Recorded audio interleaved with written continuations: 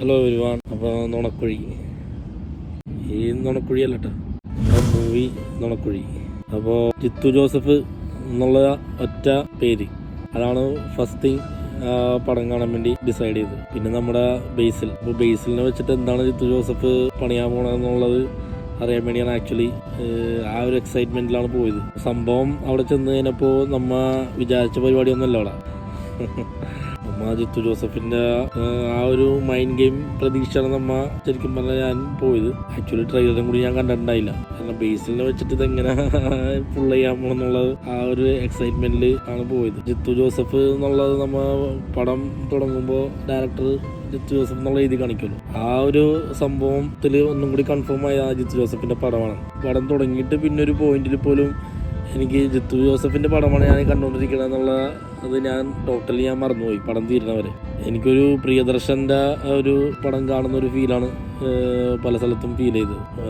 പല സ്ഥലത്തും എന്ന് പറഞ്ഞു കഴിഞ്ഞാൽ അവസാനമൊക്കെ വരുമ്പോൾ നമ്മ വിചാരിക്കും ഇത് പ്രിയദർശൻ്റെ പടം തന്നെ. കാരണം കഥയിൽ ഉണ്ടായിരുന്ന അത്രയും നേരം ഉണ്ടായിരുന്ന കഥാപാത്രങ്ങളെല്ലാവരും കൂടി ഒരു പോയിന്റിൽ വന്ന് നിൽക്കുക എന്നുള്ള അത് നമ്മുടെ പ്രിയദർശൻ്റെ ഒരു ടെക്നിക്കാണല്ലോ. ആ ഒരു രീതിയിലുള്ള കഥ പറച്ചിൽ ലാസ്റ്റ് ക്ലൈമാക്സ് ആകുമ്പോൾ എല്ലാവരും കൂടി ഒരു ഗോഡൗണിലോ അല്ലെങ്കിൽ ഏതെങ്കിലും ഒരു ഹോട്ടലിലോ അല്ലെങ്കിൽ ഏതെങ്കിലും ഒരു സ്ഥലത്ത് വന്ന് ഒത്തുകൂടി അവിടെ കിടന്ന് കൂട്ടത്തല്ല്, അവിടെ കിടന്ന് ഇടി, അതാണ് ക്ലൈമാക്സ് പ്രിയദർശൻ്റെ പടത്തിലുള്ള. ആ ഒരു പരിപാടി തന്നെയാണ് ഇതിനകത്തും കണ്ടത്. ഇപ്പോൾ പടത്തിനെ കുറിച്ച് പറയുകയാണെങ്കിൽ പടം ത്രൂ ഔട്ട് ഫുൾ കോമഡി എന്നുള്ള ഒരു സെറ്റപ്പിലുള്ള പടമാണ്. സീരിയസ് ആവുന്ന പല സ്ഥലത്ത് പോലും കോമഡിയുള്ള രീതിയിലുള്ള പടം. അതിലിപ്പോൾ നമ്മൾ അഭിനയിച്ച ആൾക്കാരെ തന്നെ നോക്കിയാൽ നമുക്കറിയാൻ പറ്റുമല്ലോ. അപ്പോൾ ബേസിലിനെ കുറിച്ച് പറയുകയാണെങ്കിൽ ബേസിൽ റിച്ചിമോനായിട്ട് വന്ന ബേസിൽ അതായത് മറ്റേ ഇതിൻ്റെ കഥ പറഞ്ഞ മാതിരി പ്രാഞ്ചിയേട്ടൻ്റെ കഥ പറഞ്ഞ മാതിരി ഞാൻ റിച്ചാണ് എന്നുള്ള രീതിയിൽ പല സ്ഥലത്തും പറഞ്ഞുകൊണ്ട് നടക്കുന്നൊരു റിച്ചിമോൻ. സിദ്ദീഖ് ആദ്യം ഒരു സീരിയസ് ടൈപ്പാണ്, പിന്നെ ഇടയിലിടയിൽ കോമഡി ഉണ്ട്, പിന്നെ ഒരു നെഗറ്റീവ് ഷെയ്ഡുള്ളൊരു ക്യാരക്ടറാണ്. പിന്നെ മനോജ് കെ ജയനുണ്ട്. മനോജ് കെ ജയൻ്റെ റോൾ അത്രക്ക് അങ്ങോട്ട് ഇതൊന്നുമില്ല എന്നുള്ള പുള്ളി ഒരു സൈഡിൽ മാറി നിന്ന് അഭിനയിച്ച് പോണ് എന്നുള്ള രീതിയിലുള്ള ഒരു റോള്. പിന്നെ ബിനു പപ്പുവിൻ്റെ റോള് വലിയ കാര്യമായിട്ടൊന്നും ഉള്ളതൊന്നുമില്ല, അതും ഒരു സപ്പോർട്ടിങ് എന്നുള്ള രീതിയിലാണ്. പിന്നെ സൈജു കുറുപ്പുണ്ട്.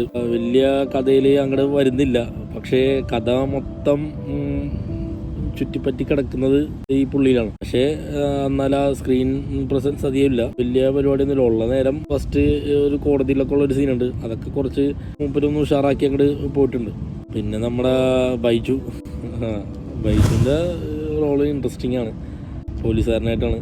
എന്തായാലും പുള്ളി നല്ല പെശകായിട്ട് ചെയ്തിട്ടുണ്ട്. പിന്നെ ഗ്രേസിൻ്റെതാണ് പരിപാടി. ഗ്രേസും ബേസിലുമാണ് ശരിക്കും പറഞ്ഞു കഴിഞ്ഞാൽ ഇതിനകത്ത് മെയിനായിട്ടുള്ള രണ്ട് ഷോ സ്റ്റോപ്പേഴ്സ്. പിന്നെ അജു വന്നിട്ട് പോയിട്ടുണ്ട്. അജുവിനൊക്കെ ഒരു സൈഡ് റോൾ എന്നുള്ള സപ്പോർട്ടിങ് റോൾ എന്നുള്ള രീതിയിലാണ്. വലിയ കാര്യമായിട്ടൊന്നും ഇല്ല പുള്ളിക്ക്, ഡയലോഗ് പോലും അധികമില്ല. അജുനെ കണ്ടപ്പോൾ നല്ല പ്രതീക്ഷ ഉണ്ടായിരുന്നു, പക്ഷേ പുള്ളിക്ക് ചെയ്യാനൊന്നും ഒരു കുന്തവും ഉണ്ടായില്ല.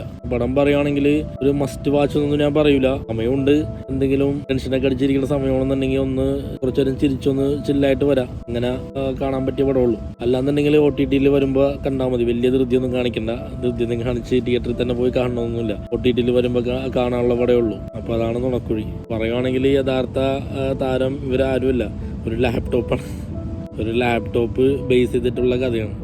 തുടക്കം മുതൽ അവസാനം വരെ ആ ലാപ്ടോപ്പിന് വേണ്ടിയുള്ള ഒരു തപ്പും തൊടിയും, അതാണ് പടം എന്നുള്ളത്. ഒരു ടോം ആൻഡ് ജെറി പടം, ഒന്നിൻ്റെ പുറകെ ഒന്നായിട്ട് ഇങ്ങനെ കണക്ട് ചെയ്ത് ഇങ്ങനെ പോയേക്കുന്നുള്ളൂ. ഞാൻ പറഞ്ഞില്ലേ, ആ ഒരു മേക്കിങ് തന്നെ പ്രിയദർശൻ്റെ ഒരു രീതിയിലുള്ള മേക്കിംഗ് ആയിട്ട് എനിക്ക് തോന്നി. ജിത്തു ജോസഫിൻ്റെ യാതൊരു പരിപാടി ഞാൻ അവിടെ കണ്ടില്ല.